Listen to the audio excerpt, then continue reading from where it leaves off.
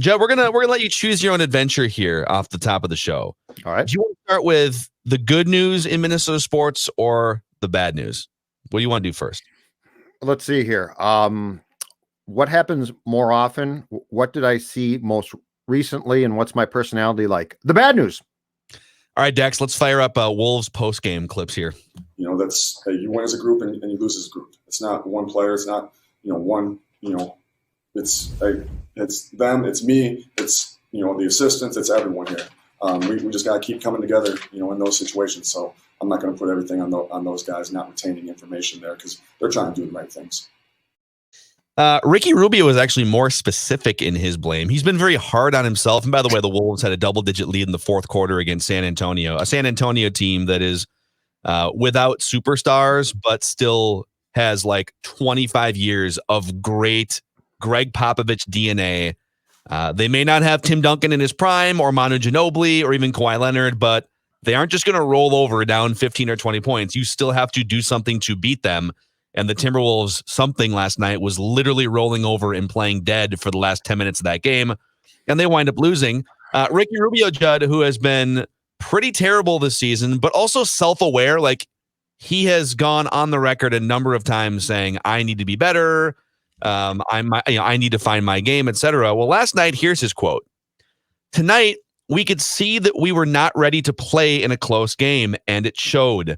We better figure out which plays we want to run at the end to know exactly where the ball has to be and who we're looking for. So last night, for those who missed it, and I'm guessing almost everybody probably missed it just based on the state of the Timberwolves. Last night, the Timberwolves basically ran one play for the last 10 minutes. D'Lo dribbling the air out of the ball or Ricky dribbling the air out of the ball as they watched the double-digit lead go down the toilet. And when you look at these quotes from Ricky Rubio, he's not saying what Ryan said. Ryan's like, it's all of us. You can't just blame it. It's all of us. Ricky is basically saying, we aren't running the right plays, and that's either on Ryan or, my interpretation, D'Lo. I think he's annoyed by both when I read these. What were your thoughts when you saw yet another Timberwolves meltdown last night, Judd? Well, one, I appreciated the fact that Ricky was brought back because of the fact that he was going to come back as now the Wolves sage, right? He was going to be the guy in the locker room to help out Cat and to help this team. And I think the first 16 times that I read his quotes, basically accepting responsibility, I thought that's good.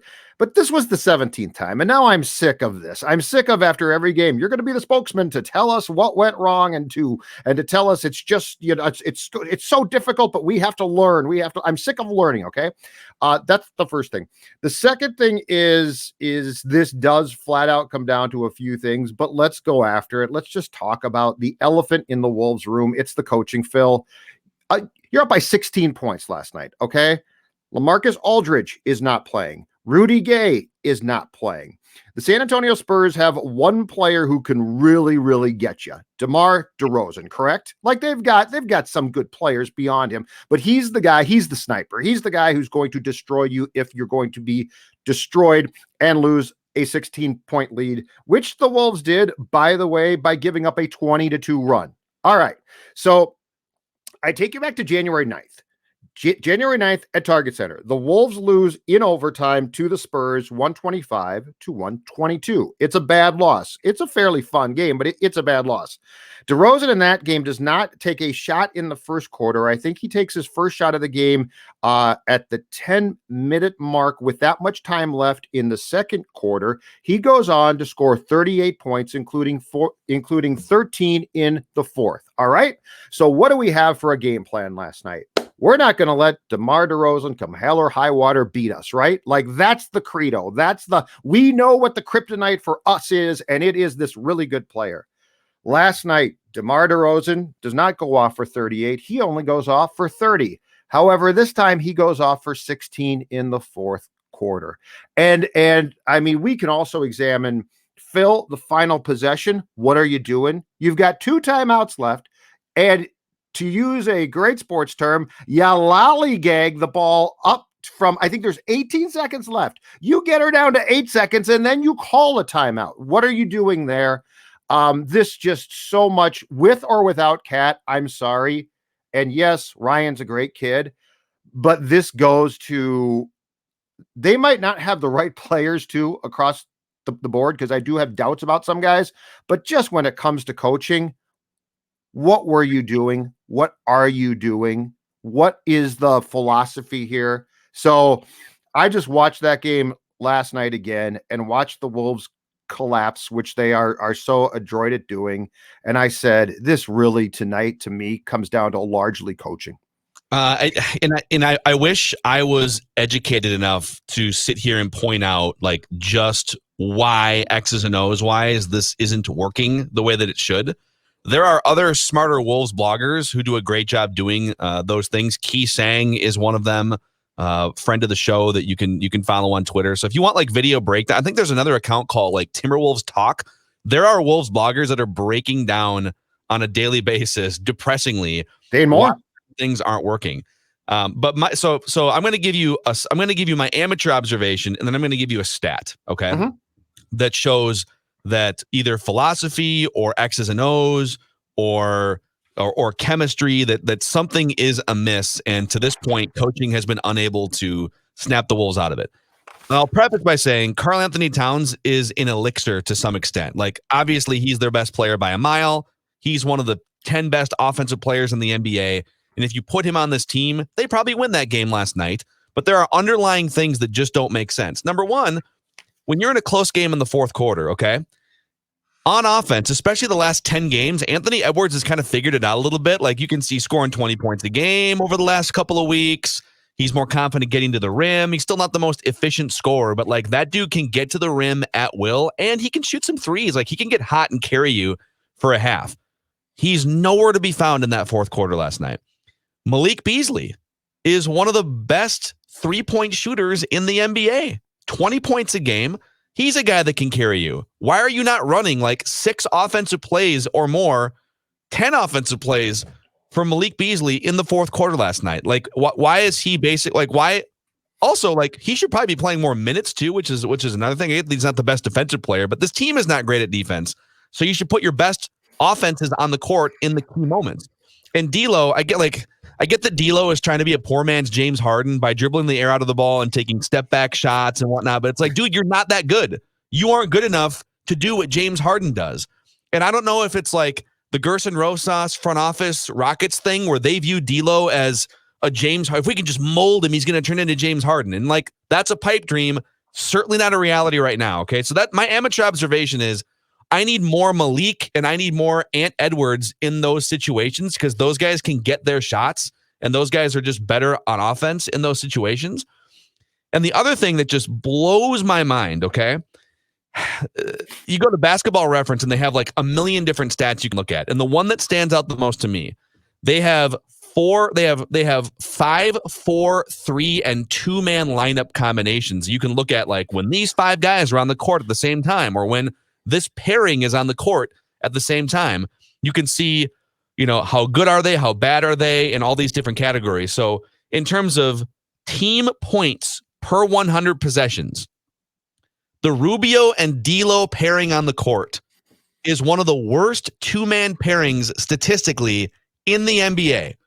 When those guys are on the court together, the Wolves are a minus 25 points per 100 possessions, which is like, it's generally about the length of a game or so. There's probably more possessions, but like you put those guys on the court together this year, and they've been on the court together for like, I want to say like 150 minutes or something. So it's not a super small sample size. And they are a minus 25 per 100 possessions.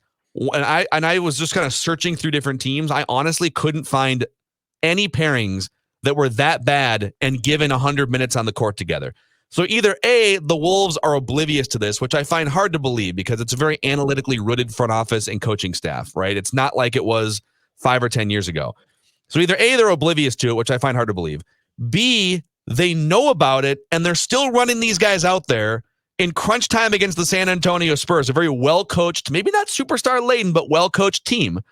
Or C, they know about it and they just think that like, well, this is the game where those guys are going to figure it out together. Well, like, what evidence has shown you in the first 2 months of the season that Rubio plus D'Lo on the court together, which was this, originally it was this like, boy, it's going to be Rubio with Booker, and it's going to be Rubio with, what's his name from the Donovan Mitchell from the Utah Jazz. Like, that was the dream, and I fed into that too. But the reality is, when those guys are on the court together, Judd, it's a disaster, and they keep doing it late in games, and then they wonder, like, well, we get away from the things that we aren't like. What do you mean you're putting the worst two-man combo you possibly could on the court? Of course, you're going to give up a 15-point run. Sorry, I'm done. Yeah, no, and to back up your point about last night's fourth quarter as well.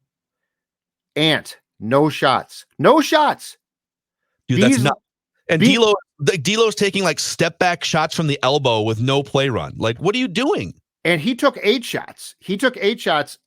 And Beasley, who had a great game, who scored 29 points. He was 12 for 18 from the field. He was 4 of 8 on threes, Phil. He took 4 shots.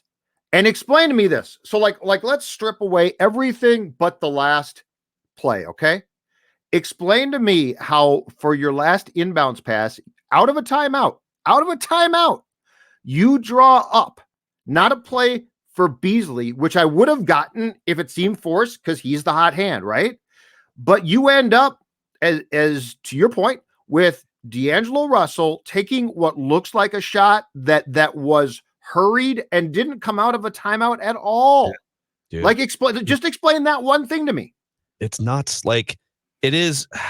I know what they were trying to do with the D'Lo thing. It was, all right, if we can maximize, let's bring him in. If we can maximize him, playoff Towns. And in fairness, he's only played like 5 games with Towns, and him running pick and roll with Towns is sort of the dream here. Like, yep. that's what they want to do, and they haven't been able to do it. But much like the Vikings offense that we talk about all the time, well, we want to run the ball, and we want to get out by 10 points and lean on someone. Well, guess what? You're not always going to have everyone healthy. You're not always going to get the game flow that you want. You got to make adjustments. And in the fourth quarter last night, you've got 2 of your best offensive options, or at least guys that can create shots. They're just standing around doing nothing, watching a poor man's James Harden run around and take ridiculous shots with a hand in his face. It's like, dude, you're not that good. You're not good enough to just dribble the air out of the ball for the fourth quarter against a well-coached team like San Antonio. They weren't running any like discernible ball movement sets that I could see with my amateur eyes. Like, what were they doing last night? Right. Well, and this is the key. Last night, I guess. Yeah, and this is the thing that even with Cat back, I think we have now seen enough to realize that the key here is when Cat comes back and you've got Russell and Cat, and if you have your ideal lineup on the floor, I think what we've seen is you need a coach who's not Tibbs. You do not need a guy to come in and scream and yell and try to run guys into the ground. But I think what you do need is a stabilizing veteran coach who has a plan.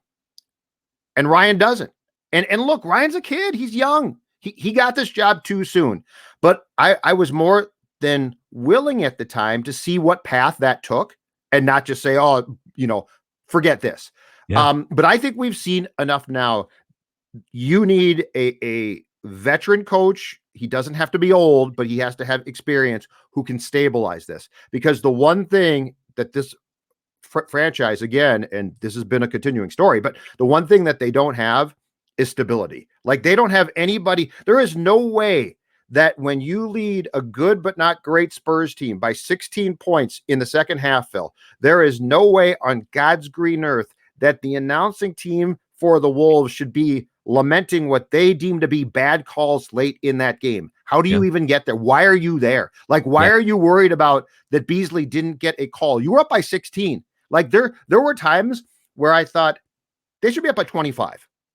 But I really think that the most important thing here is stability as far as the coaching goes, probably. Yeah, I mean, you saw one team that was very clearly coached by one of the 3 greatest basketball coaches of all time, with a bunch of backups, and they're just kind of in transition, right? And you saw what that team buttoned up. They know what they're running. They know what the Wolves' weaknesses are, and they're attacking those weaknesses all throughout the fourth quarter. And the Wolves look like a chaotic mess. Like, D'Lo, Rubio, just figure it out. And this team was going to be bad. Even with Towns, they probably weren't going to be a playoff team, right? Without Towns, but it's going to be bad. But it's not about them. They are so much worse and more chaotic than they should be. And that ultimately is an indictment on everybody, like Ryan said, but Ryan himself. And it was a long shot to say that he was going to just jump in as the youngest coach in the history of the NBA and like have it figured out. And it just feels like everyone is in the deep end every single time there's a fourth quarter. Like that's what